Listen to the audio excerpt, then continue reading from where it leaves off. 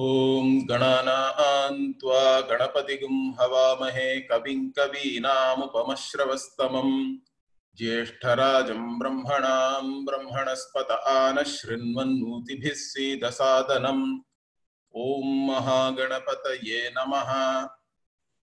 ओम भद्रं कर्णेभिः शृणुयाम देवाः भद्रं पश्येमाक्षभिर्यजत्राः स्थिरैरङ्गैस्तुष्टुवागुंसस्तनूभिः व्यशेम देवहितं यदायुः। स्वस्ति न इन्द्रो वृद्धश्रवाः स्वस्ति नः पूषा विश्ववेदाः स्वस्ति नस्तार्क्ष्यो अरिष्टनेमिः स्वस्ति no बृहस्पतिर्दधातु। Om Shanti Shanti शांतिः।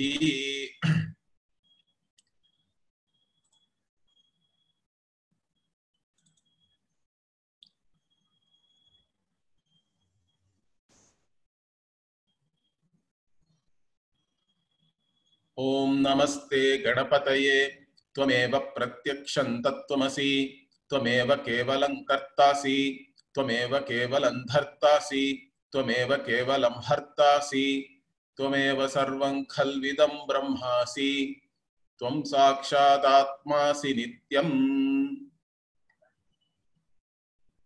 We were looking at the meaning of the first section in this Ganapati Atharva Upanishad. So here we saw the Upanishad starts with Om. In some readings there is Om Lam also is there. Otherwise it is Om Namaste Ganapataye. That's how it starts. We looked at Om as a sound symbol. See, Om also is normally considered as an auspicious beginning. And Omkara is put in the beginning even when we chant any other shloka, or sometimes many works starts with the word Om. When you look at Om as a word, as a Sanskrit word, Om comes from the root Ava. Avarakshane means to protect. So in the meaning of protect, sustain, also Omkara can come. And still it can be a word which can denote Ishvara, who is the sustainer of this entire Srishti, who is the protector, sustainer. That way we can look at it.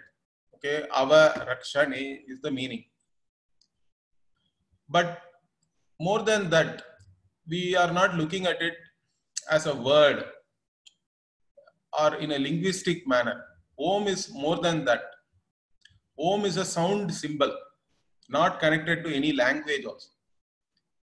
And it is a symbol for Ishvara, for both Saguna Brahma and Nirguna Brahman. That's what we saw even Mandukya Upanishad starts with Omkara only. Okay, Mandukya Upanishad says everything which is there here, past, present, future, all of that is Omkara only. Bhutam, Bhavat, Bhavishyat. Okay, like that it says everything. Sarvam Omkara eva. But not, it doesn't stop there. It says that even that which transcends space-time, that reality, Satyam, that also is Omkara. So Om Pranava is a sound symbol. And why is it a sound symbol for Ishvara? Because Ishvara, the Vedic vision of Ishvara, how is that? Because Veda only reveals to us Ishvara. I already told you last time also, Veda is the only pramana which can reveal to us Ishvara. Just using tarka or logic or inference we cannot establish. Because the logic says that if there is a creation, there has to be a creator. But the problem is you cannot establish the world is a creation. Even though you can have supporting arguments like there is intelligence is there, intelligent design argument is there. but still even that intelligent design argument is not accepted by everybody. So you cannot establish based on intelligent design that the world is a creation. People will simply say world was always like this. It's not a creation. Then we don't require a creator. That's why Veda only has to reveal that Ishvara is there, and Veda is very clear about this. Yato va imani bhutani jayante ye na jatani jivanti yat prayanti abhisamvishanti. And based on this Taittiriya mantra only, even Brahma Sutra also, Brahman. What is Brahman? Means this Tatastha Lakshana only is given. This characteristic that Brahman as the Jagat Karanam, as the cause of this entire world, Janmadyasya Yataha is the Sutra. So we look upon the world itself as an effect of Ishvara, who is the cause. And what kind of a cause is Ishvara? See, all theologies talk about Karta, okay, or a creator. But the main thing is that they all locate this creator in some heaven. Okay, God in heaven created this world. But who created heaven then? We don't know. And before heaven was there, where was God? You cannot say God was in hell. The God, if an intelligent God cannot create hell for himself or herself, correct? See, there are many problems are there with theologies. They say that God is only a male. That means is God a widower and mother died? God is father in heaven means, what about mother? All these things are problematic. You cannot ask any question. Most theologies cannot stand scrutiny. It becomes a joke, literally, in fact. So, but what is the Vedic vision about this creator? Means we saw that this Srishti and the Srishti Karta, whom we are trying to understand, must be both the material and the intelligent cause. Both together, that's how we look at Ishvara. That is why, in fact, we need not even use the English word God, I think. God comes with a Christian cultural meaning. Okay. In fact, they have written books and all that, God delusion.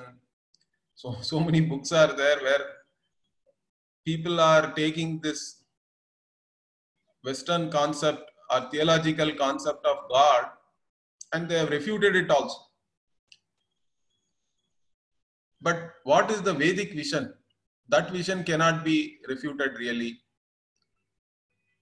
Because the Vedic vision is Ishvara is both the material and the intelligent cause.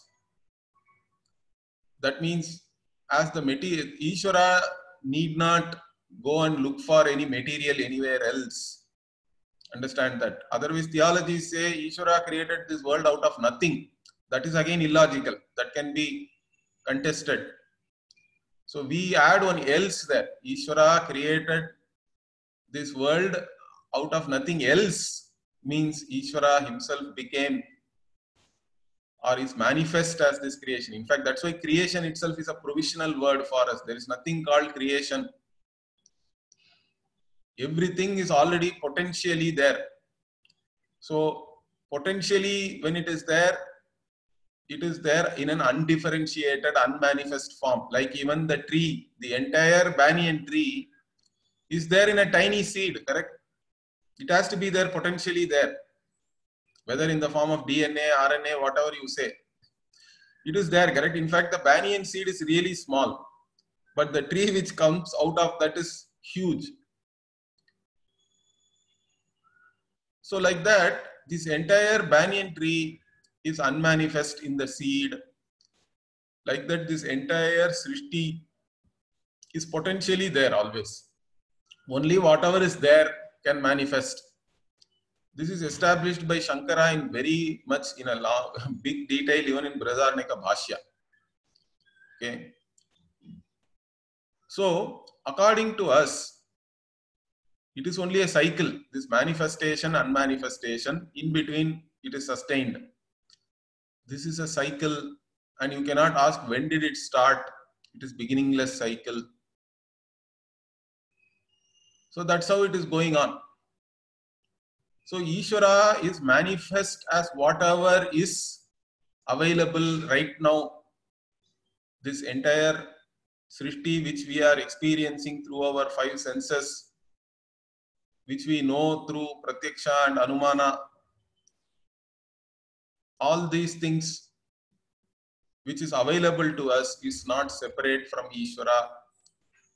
So if we give a vision of Ishvara like this, the most important thing is Ishvara is no more to be believed. Ishvara is to be understood. So that's why we have a teaching tradition. Ours is not a simple belief tradition where we say that you have to believe whatever I say, otherwise you will go to hell. So how do you spread all these belief, faith-based traditions? Create fear also. If you don't believe me, you will go to hell. You will be there in eternal hell also. You will keep on burning. I don't know how something can be eternal and it can also burn. Eternal means that which is free of time, in fact. Space-time only can be eternal. Nothing can change. Something which is eternal has to be unchanging also. So eternal cannot begin. Eternal cannot end. So anything which begins cannot be eternal. So you don't have to worry about going to eternal hell. Understand that. We also talk about Naraka, Swarga and all that. In fact, better not to translate all these things as heaven, hell and all that. Naraka means it is your papa, means you go to a Naraka and then you suffer there. But that suffering is not endless. Once that papa karma is exhausted, you have to then take another janma. Similarly, Swarga also. You go to Swarga, Kshine Punye Martya Lokam Vishanti. Bhagavan also says in Gita, Abrahma Bhonal Lokan Punaravarti Norjuna Punaravartihi. You have to come back. Wherever you go to whichever Swarga, it is all only till the Punya lasts. After that, you have to come back. So, Ishvara in heaven created this world is not our theology. Understand that. That doesn't make any sense really. It is a joke. And that too saying that Father alone is there and all that also is a joke. For us, there is no problem. When you look at Ishvara as the material, Ishvara is mother. When you look at Ishvara as the intelligent cause, Ishvara is father. Father and mother are one thing only. It depends on how you look at it. That is why we have Ardhanarishvara. And even Kalidasa beautifully says, Jagataf Pitarau, he says. So, Vagartha viva sampriktau, Vagartha pratipatthaye, Jagataf Pitarau vande, Parvati Parameshwaram. So, recently Kalidasa's Jayanti also we celebrated. I don't know how many of you were aware of that. So, Kalidasa says, for Vagartha pratipatthaye, because he is a Kavi, correct? He is starting a great Kavya. He says, I want word and their meaning to flow. I want to get all the appropriate words which have proper meaning. And for that purpose, what? I am saluting. I am doing Vandanam. Vande, Aham Vande. I am doing Namaskara to Parvati and Parameshwara. And how these Parvati and Parameshwara are, they are like word and its meaning. You cannot separate the word and the meaning. Understand that. As soon as somebody says the word, the meaning has to come in your mind, correct? It cannot be otherwise it is just a sound. It is not really a word. Understand that. I can say Gagabugang. Gagabugang is not really a word. Gagabugang is sound. But if Gagabugang, you understand it as a word means it has to have a meaning. There is no word without meaning. Is that clear? You can even understand it in this way. It is a word without any meaning. meaningless word. Like that also you can understand. Because my Guruji uses that word, Jagabuga, to say that it is a meaningless word. Okay. Anyway, so Parvati and Parameshwara are one, like the word and its meaning. And they are Jagataf Pitarau, they are the father and mother of this whole world. And they are one still. That is because Abhinna Nimitta Upadanam. Correct? That is this Vedic vision is at the root of our entire religious culture. Understand that. If we understand this one thing, our entire religious culture will be meaningful. Otherwise, it will look like you don't understand. How does these Hindus are all barbarians? They are worshipping a stone. Even one milestone on the road, they'll put one pattai, one putte, correct? They'll put chandanam, kunkumam and create an altar out there. How can we do that? Means if Ishvara is manifest as all forms, any form Ishvara can be invoked in. Understand that. Similarly, we have no problem with any names also. Ishvara is all-knowing. Means with the right bhava, if you call Ishvara with any name, that is Ishvara's name. We don't have any problem with names and forms. Some theologies have a lot of problem with forms. They think that somehow if you say we worship the formless, it is something great. I think it is a problem. If you leave out all the forms, then what about, if you say Ishvara is only formless, what about all the forms? How will you account for that? Ishvara will then become limited, correct? All forms are Ishvara's forms. That is why we don't have any division of sacred, profane and all that. Everything is sacred because everything is Ishvara's form. And we can invoke Ishvara in any form. There is no problem. So these are some things we have to understand. But certain forms are coming to us in our tradition. And they are all Ishta Devata also, we say, correct? Whichever form you think of and then it becomes Ishvara for you, that is your Ishta Devata. All marketing people understand this very well, correct? They don't market a product, for example, a soap. They don't say Lux is a soap or anything like that. In fact, they want you to think that whenever you think of soap, it should be Lux for you, correct? That is how it should be. That is the whole idea of marketing. Whenever you think of a product, you have to think of a particular brand. That brand is that product for you. So that specific brand itself becomes the product name. Sometimes it happens, correct? Like word like Xerox. Xerox is a brand for copier. But nowadays, in India at least, it is used in a generic meaning of copier. Even JCB is an earth mover really, but it's a brand. Everybody uses that as instead of saying earth mover, they say JCB. That is how, like that, Ganapati means Ishvara. Means that is Ganapati is your Ishta Devata. Like your Ishta soap is some brand, your Ishta Devata is a particular form of Ishvara. And these forms are all given to us by our ancestors. It is coming in a tradition. And they are very meaningful also.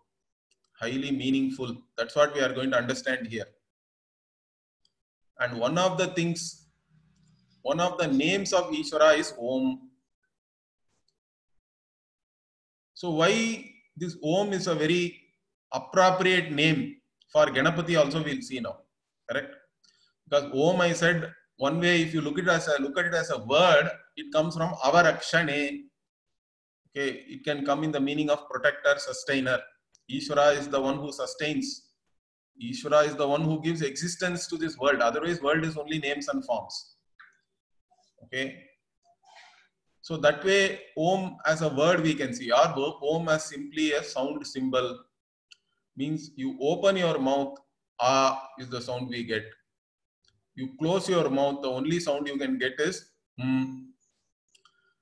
So the entire sound world is starting from A and ends in Correct? All other sounds are in between that, depending on what effort you put. There are, in Sanskritam, we have Bahya Prayatanam, Antara Prayatanam and all that. Depending on what kind of effort in your mouth you put and how you exhale the air, correct?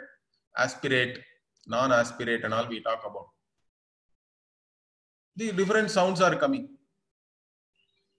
And all those in-between sounds are represented by U. So we have A, U, like that. This Omkara as a sound symbol is looked upon as 3 different sounds put together. Because A and U join and become O. So another problem nowadays I see is Om has to be said as Om only. Understand that. Om is the sound symbol. But when we analyze it, we look at it in 3 different sounds coming together. And in those 3 sounds, we can again superimpose for the purpose of Upasana. We can say A is the waker and the waking world. U is the dreamer and the dream world. Is the sleeper and the whatever sleeping world, you can say, or Karana Jagat, Karana Sharira and Karana Jagat, the causal world and the sleeper. And Omkara is all these 3 things. Means it is essentially it has covered everything, correct? Because your all your experiences and this entire Srishti, Jagat, universe can be looked upon as waker and the waking world, dreamer and the dream world, sleeper and the causal potential world. That's it. And all this is nothing but Omkara, only one reality. And it also transcends all these 3. That is why it is called Chaturtham Turiya. Omkara alone is the waking and the waker, whatever, waker and the waking world. But it is not just that. Omkara alone is dreamer and the dream world. But it is not just that. Omkara alone is sleeper and the causal world. But it is not just that. It is more than all these things. It is Satyam Jnanam Anantam Brahma. That is why it is Turiyam, 4th. That one Omkara alone appears as all these different states and the worlds associated with them. That's what we have to understand. So Omkara, so by doing this Upasana, again, you have to understand the reality, the ultimate reality we have to understand of oneself through the Upasana. So that is why we look at it as 3 different sounds so that we can superimpose different things on that. And then whenever we do deliberate superimposition, it is called Upasana. It's a visualization. And it aids you in having a certain mental disposition and also to assimilate the knowledge. But you should not say Aum. Some people nowadays even write Om as AUM and then chant Aum and all that. This Aum business is not correct. Understand that. It is always Om only. Om has to be chanted as Om. You cannot chant it as Aum and all that. That's not correct.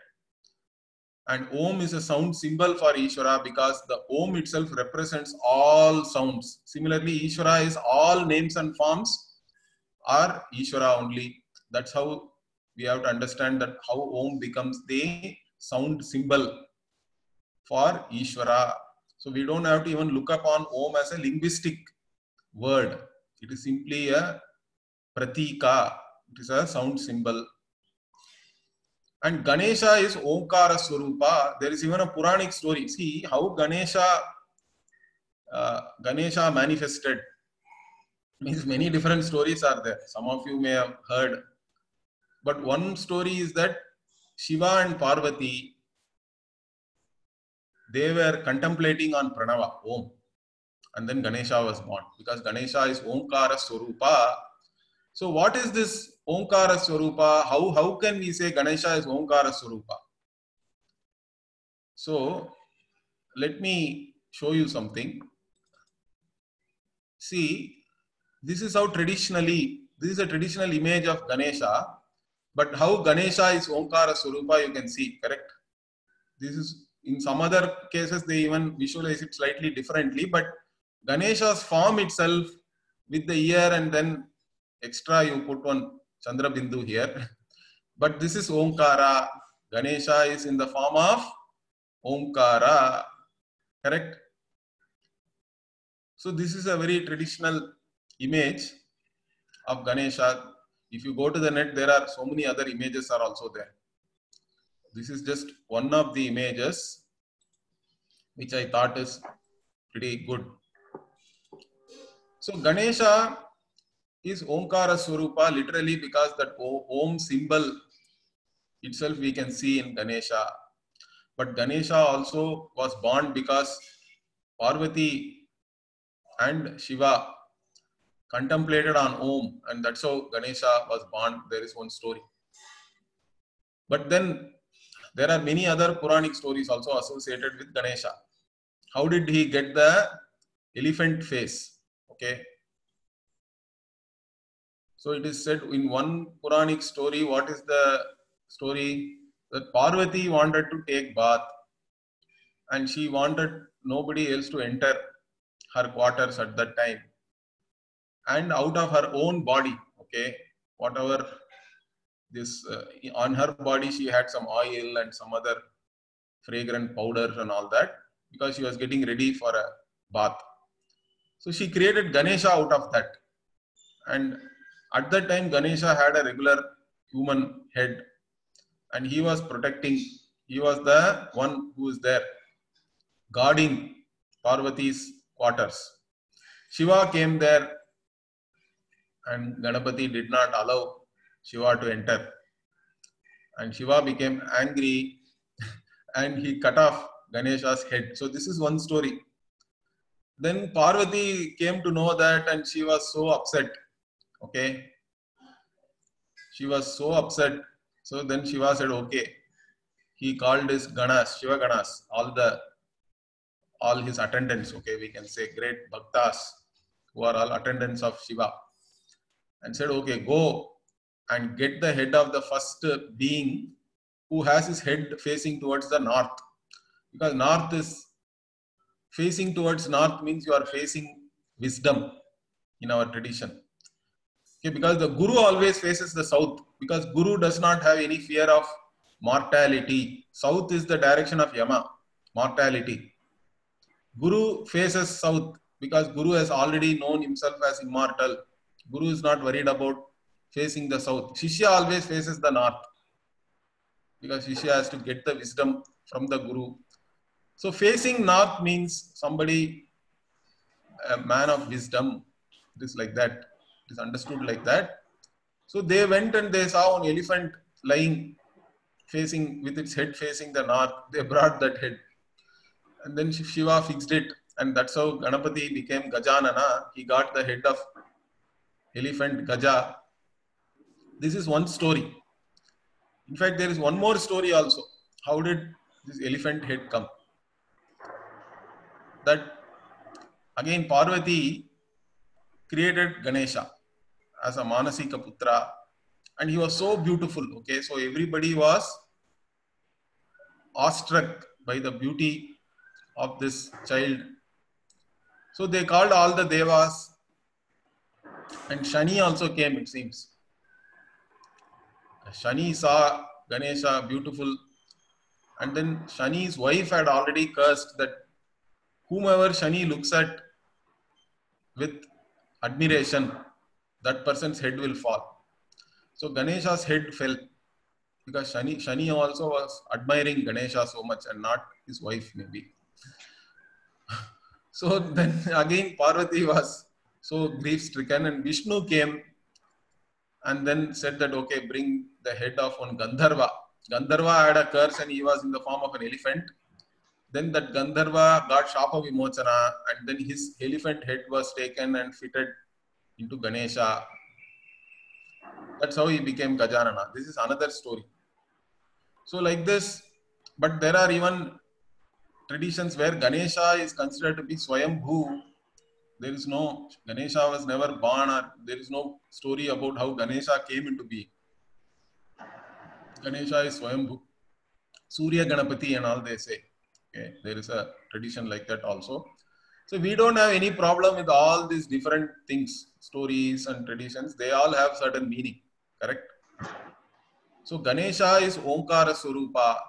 That's why this Upanishad starts with Om. So Om here is not Mangala Charanam. We already saw that. Although Om is used as an auspicious beginning, as a prayer and all that. Because that verse also I told you, correct? Omkarascha Shabdascha Dvaveto Brahmana Pura Kantham Vitva Viniryato Tasman Mangalika Ubhau. So this Omkara and Atha, these are the sounds which came out of the mouth of Brahma initially, and then only the Srishti started, it seems. And therefore the Srishti is now successful. That's how we are here. Therefore Omkara and Atha are auspicious for beginning anything. So many sutra literature also start with Atha, or many other works start with Omkara, but that is fine for other works, Paurusheya works.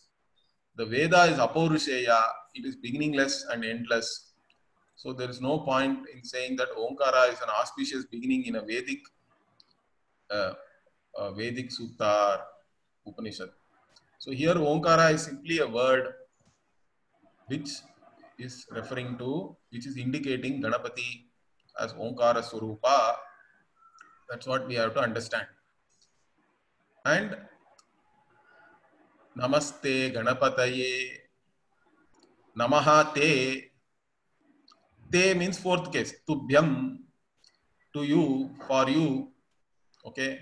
Te also can have a sixth case meaning in Sanskritam. Again, based on the context, we have to take whether fourth case or sixth case. So here, Tubhyam, Namaha, because Namaha always goes with fourth case. Those who study Panini, there is a sutra also for that. You can go and look for it. So, Namaha Te, Namaskaram, my Namaskara to you. Hey Ganapataye.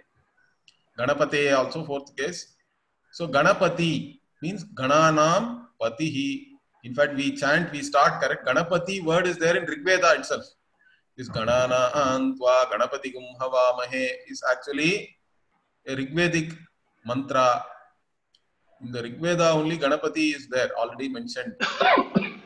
And Gana means here what? Again, different meanings can be given. Pauranikas say that Ganas are the people who are very, very close to Ishvara. How did they become close? How do you become close to Ishvara? Because there has to be some criteria, correct? If somebody is close to someone else, how is this person close? Maybe they are of the same family. That also we can say in this case. Ganapati is the son of Shiva and Parvati. So obviously he is close to Ishvara. Like that Shaivas can say. Okay. Again here there is a Ganapatyam is there, where Ganapati is the ultimate in every respect. Okay. So even the Shiva, Vishnu and Brahma are all aspects of Ganapati only. Like that you can look at Ganapati. But those who look upon Ganapati as the son of Shiva and Parvati, they say yes, Ganapati, because he is close to Ishvara, and amongst all the people, Gana means Samuharte, a community, you can say, or a group. The word Gana means a community or a group, and he is the leader, Pati, or the lord of this group or community of Bhaktas, you can say, who are close to Shiva. So how did they become close? Because of their Bhakti and Jnanam. So they are all Bhaktas, not just Bhakta, but also Jnani.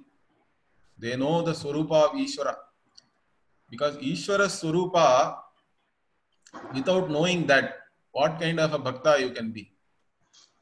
See, generally everybody starts with some idea of Ishvara, correct? Because when we are born, everything is given to us. Right from the air, the water, the food, even the ability to digest the food is given to us. We are not doing anything, understand that. That means, who is the giver? So everybody thinks about the giver. If everything is given, who is the giver? So giver is somebody sitting up. That is all theology. Up, down.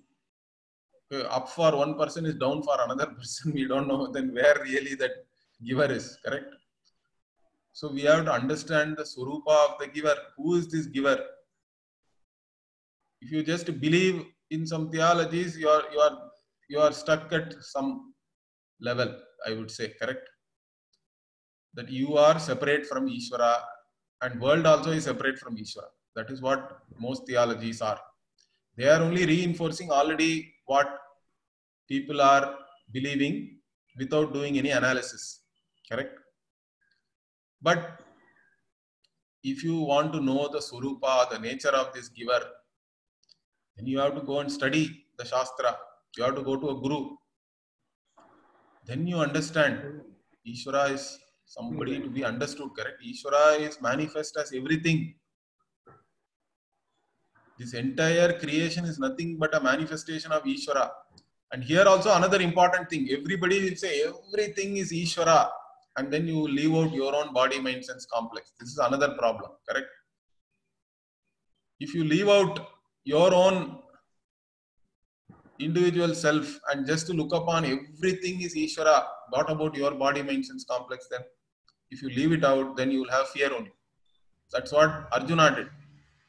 If you take the 11th chapter, Arjuna saw the Vishwarupa Darshana. Arjuna saw Krishna as everything. In that, Krishna is also the one who is devouring everything. He says, Kalosmi lokakshaya krit pravriddaha. I am the Kala, Lokakshaya, the one who is devouring everything in this Loka. So Arjuna saw all that, but he did not include himself in that Swarupa, Krishna Swarupa, correct? Vishwarupa. If you don't include and then see a division, wherever there is even little bit Dvaita, Dvaitadhi bhayam bhavati, udaramantaram kurute, atatasya bhayam bhavati. So you make a small difference division, then there is fear, there is bhaya only. So he actually became afraid. Then he says, no, Lord, you show me your Saumyam Rupam. Your pleasant Rupa alone you show. I don't want this Vishwarupa anymore. Okay, you show me. You take away the Divya Chakshu. In fact, Krishna first gives him a divine eye. Divya Chakshu. Through that only he is seeing that. But then he did not include himself in that. His own body, mind, sense also is Ishvara only. So first we have to see Ishvara in ourselves. Then you can extend it to the entire world. Everything is a manifestation of Ishvara. That is our vision. So if we see like that, then there is no fear. Then it is something to be understood. So every bhakta has to understand Ishvara Swarupa. Then that bhakta is a jnani bhakta, correct? Artho Jignasur Artharthi Jnani Cha Bharatarshabha. So Bhagavan also says the bhaktas are 4 types. Artaha, those who only think of the Lord during some calamity. Okay. Artharthi means whenever somebody starts something, they want to co-opt Bhagavan also. Bhagavan is my partner in everything I do. So I don't want any obstacles. So we do that. Even in India, everything we start with puja, correct? Only in India, even films are started with puja. It is called puja, in fact. The kickoff party of a movie is puja. Or you go to any big project. Say, I used to work in a steel plant. I don't think this happens anywhere else in the world. So I used to work in Tata Steel in Jamshedpur. So there, the blast furnace is there. This blast furnace, once you blast it, correct? Once you start it, it keeps on going for years, 4, 5, 6 years. Then all the refractories, everything you have to replace inside. So they will shut it down, build it again. All the interiors and all, you have to put new refractories. And then the blast furnace has to be again blasted, correct? It has to start. It will be fired. That's a big event in the plant. But in India, even for that one Pandit is called, and then that person will do a puja, and then only the blast furnace will start.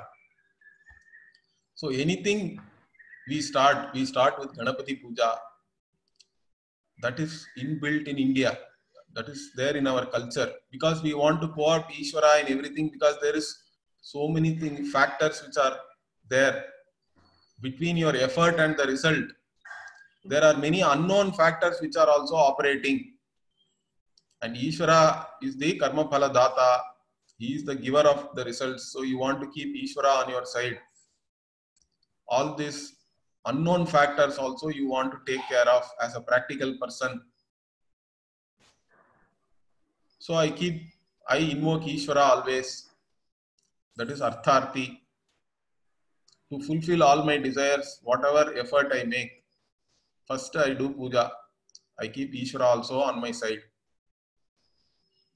But all this Arthaha and Artharthi and all, they don't know the Surupa of Ishvara. They think Ishvara is somebody else sitting in Swarga, in Kailasha, in Vaikuntha, in Golok Vrindavan. So these things are all said in our Puranas also, that there is a Loka, etc. But that is not to entirely locate Ishvara there only. Understand that. These places you can go even after this life. And depending on your punya, you can enjoy, stay there. But at the end of the day, it is all only tourism promotion. So my guru used to say, it is all tourism promotion. You really don't know once you go there whether you like it or not. And again, you have to come back anyway. Holiday is only for 1 week, 15 days in a year, correct? You have to go back. Similarly, once punya is over, you have to come back. So that's not an ultimate solution for your fundamental problem. So those who then analyze about themselves a little bit more and try to understand, if Ishvara is limitless, what is the nature of this limitless Ishvara? The limitless Ishvara cannot be away from me also, correct? Something cannot include me means it is no more limitless. Limitless has to include me. Whatever may be the vision I have about myself, the limitless has to include me also. That means, what is that limitless? What is the nature of that? Once you start inquiring that, you become a Jignasu. Jignasu is a bigger bhakta, because Jignasu is now trying to understand the nature of Ishvara, and the one who has understood that is Jnani. Jnani to Atmaiva me matam, Bhagavan says. Jnani is not separate from me. Jnani is myself only. Because Jnani has understood that my nature and Ishvara's nature are one and the same. This identity, it's not different. The wave has understood that ocean also is water, wave also is water. As water, there is identity, there is no difference. So that is Jnani. So all bhaktas start out as Arthaha and Artharthi, but then you have to graduate, you have to become a Jignasu and a Jnani. And Jnani and Bhakta are not something separate and all that. Understand that. So many of these Kathakar and all that, somehow they can praise Bhakti. Nobody has any problem with that. But somehow they want to portray that as though Jnana itself is not required. Okay, some kind of an emotional Bhakti and dancing and saying Ishvara Nama and all is good. But that alone is not enough. That is not the end. That actually should lead you to question, what is the nature of this Ishvara? What is my nature? And then lead you to a certain understanding of the reality. So that is very important. And that's why Bhagavan says, Jnani is not other than myself. And Jignasu, the one who wants to know my nature, is a great Bhakta. And Jnani is not separate from myself. And they are all classified as Bhaktas only. And for a Bhakta, for whom Ganapati is everything, Ganapati is the Ishvara, then Ganapati is Om, Ganapati is the Jagat Karanam, and Ganapati is Brahman also. Because this Om as a sound symbol not only represents this Jagat Karanam, but the reality of the Jagat Karanam also is Om only. Even if there is no Jagat, the Kartrutvam also is gone. The state, see, only when we look upon the reality from the standpoint of this world, which is an effect, we say that it is a cause. But the status of being a cause also is mithya only, because the effect is mithya. Correct? The effect is nothing but names and forms. It has no existence of its own. That means the status of being the cause also is only provisional. It's only indicatory. Through that we know the reality. The reality does not have any causality also in it. That's the reality. And that also is Om only. That is also indicated by the sound symbol Om. So Om is Ganapati's form. And to that Ganapati, who is the Lord of all the Ganas, I told you, my Namaskara, my Namaste. So this Namaha means, Namaha, if you look at it linguistically, they say Prahvi Bhavaha. Prahvi Bhavaha means what? Having a certain attitude of, you can say, humility. And also we are actually surrendering, saluting. These are all the meanings for Namaha. Or another interesting meaning also is given. Namaha means Name iti Namaha, means it is not mine. Na me, it is all yours. Correct? See, many of this, now this Jai Jagadisha Hare and all is there. Correct? It is a very popular Aarti song. So even in that they sing, everything is yours only, Bhagavan, like that. Which is a good attitude to have, because Bhagavan is the giver, correct? As I told you, everything is given to us. We have to recognize that fact. Everything is given to us. And then we have a certain gratitude towards the giver. That's a good emotion to have. An emotion of gratitude is always good to have. So the giver is recognized by that Namaha, Name iti Namaha also you can say. Me means again has two meanings. Okay, Mahyam. So mine can come, me can come in 6th case or 4th case. So Name, not mine, like that we can take that. So everything is Ishvara's. Ishvara is the one who is manifest as everything. And that again comes through the word Namaha also. And Namaste, when we do to anybody, correct? This Namaste has now become big in this Corona times. Namaste is better because your germs will stay with yourself. Let my germs stay with me. I don't have to shake your hands and give my germs to you. Namaste. But Namaste also what? We bring both the hands together. Namaste. See, even though two hands are there, correct? They are separate in one way if you look at it. But they belong to the same body. Similarly, we both are separate individuals. We can look at it like that, but still we are one. We are one if you look at our reality, our nature, which is not separate from Ishvara. Ishvara alone is manifest as this individual, that individual. Everything is a manifestation of Ishvara. So this Namaste can be a social greeting, but it has many significance, correct? It has a religious significance. It has a significance beyond that also. Pointing out to the reality of us. What is the ultimate reality of me and you? Religiously, I can say the same Ishvara is there in you also. So I am doing Namaskara to that Ishvara who is there in you. Antaryami, who is sitting there. Ishvara is sitting in me, Ishvara is there in you and impelling each of us. But ultimately, everything is one. That is the identity.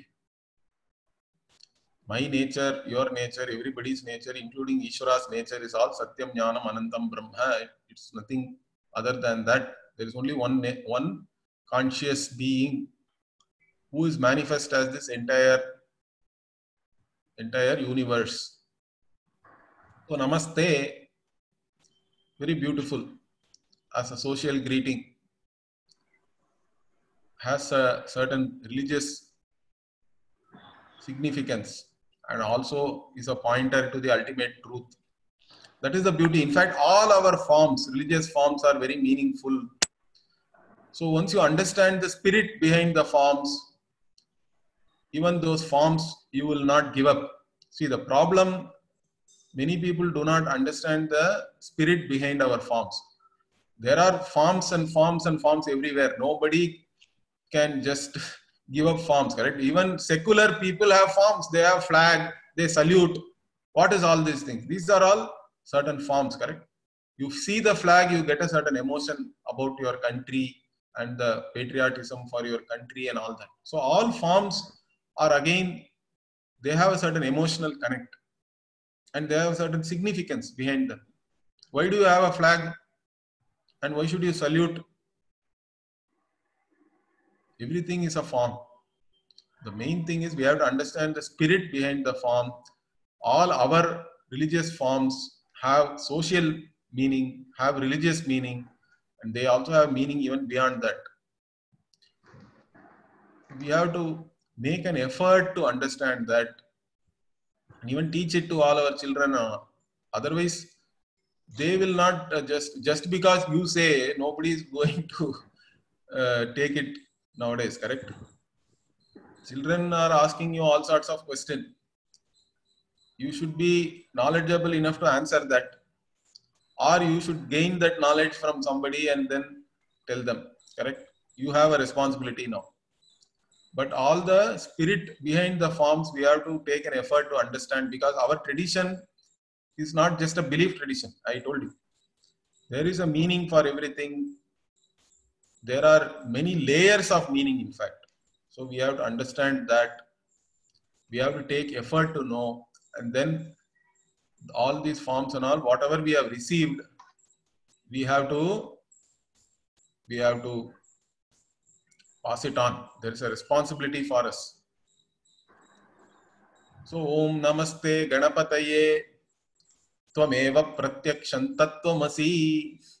So now the next Vakya here itself is very, very interesting. Okay, maybe in fact it will spill over to the next class.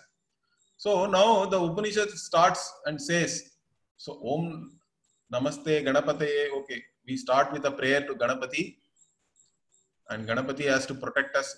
That is implicit in that by using Om itself, Avarakshane.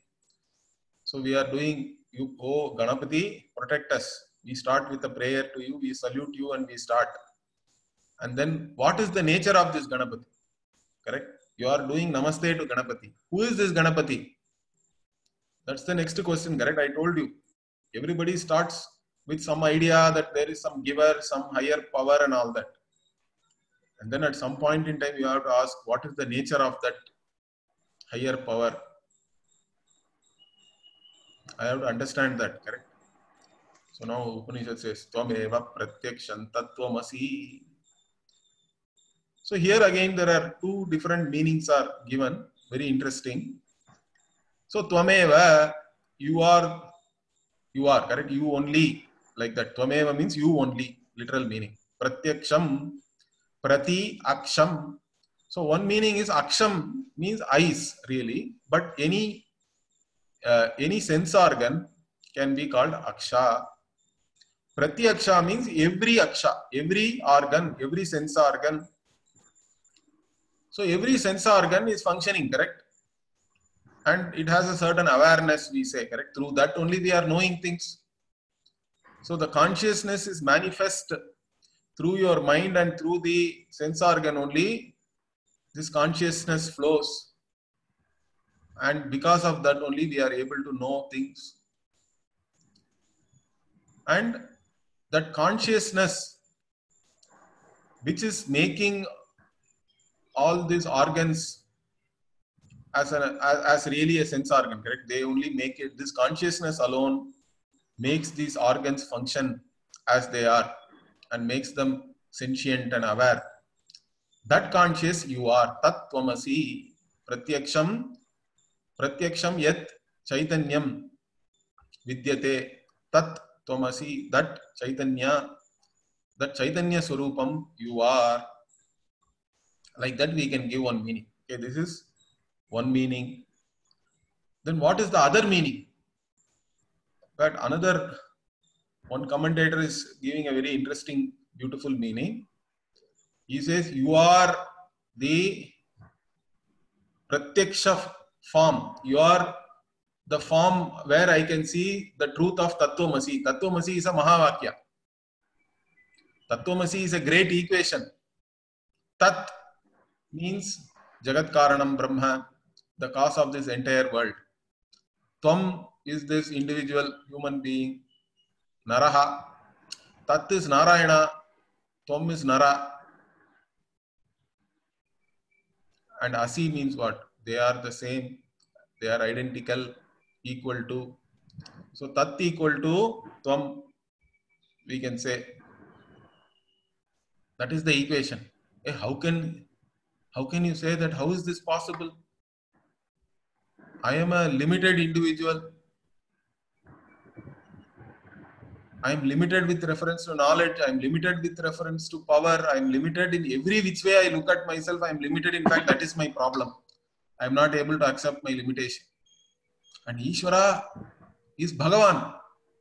Bhagavan, Bhaga means 6 qualities are called as Bhaga, correct? Aishwaryasya samagrasya, like that. There is a verse also is there in Vishnu Purana.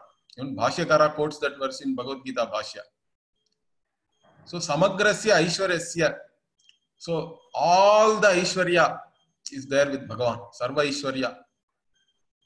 Then all knowledge, Sarvajnaha, Sarva Shaktiman, Sarva Yashas, all glories, all anything which is glorious and famous and all that, that also is Bhagavan's only. Correct? All dharma, like that 6 qualities, limitless, is there with Bhagavan. That is Bhaga, Bhagavan, the one who has Bhaga. Bhaga is these 6 qualities. Okay, Sarvajñatvam, Sarvashaktimatvam, Sarvaishwaryatvam, Sarva Yashas, Sarva Dharma. Like that, we have 6 qualities. That is Bhaga and Bhagavan. So how can you equate these two? In fact, every equation has to have apparent contradiction. Otherwise, we don't require an equation. Understand that. Nobody says 1 equal to 1, 2 equal to 2, 3 equal to 3 is not an equation. At least we have to say 5 minus 3 equal to 4 minus 2. Apparently, it looks different. But we have to arrive at the identity. So how do we arrive at that identity, and how that Ganesha is a symbol? Pratyaksha Rupa.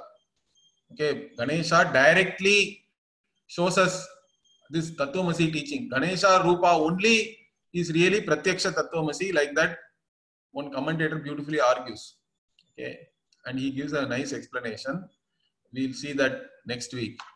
Om Purnamadah Purnamidam Purnat Purnamudachyate Purnasya Purnamadaya Purnamevavashishyate. Om Shanti Shanti Shanti. Harihi Om Shri Gurubhyo Namaha. Harihi Om.